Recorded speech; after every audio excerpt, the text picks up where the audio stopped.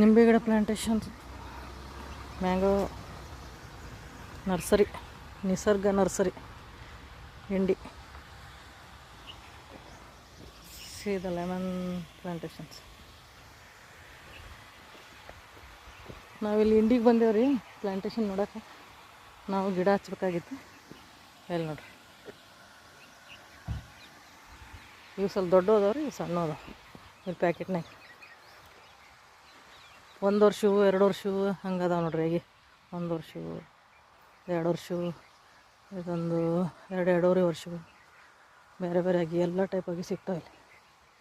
ಕಾಣಕತ್ತೈತ್ರಿ ನೋಡ್ರಿ, ಎಲ್ಲ ಆಗಿನಾಗಿ ಎಷ್ಟು ಐತೆ ನಿಮ್ಗೆ. ಪ್ಲಾಂಟೇಶನ್ ನೋಡೋಕೆ ಭಾರಿ ಐತೆ. ಗಿಡಗಳು ತೊಗೊಂಡು ಹೋಗಿದ್ರು ಇಷ್ಟು ಮಾಡಿರಿ. ನಾವು ನೋಡೋಕೆ ಬಂದೀವಿ, ನಾವು ಹಚ್ಚಕಂತ ಬಂದೀವಿ.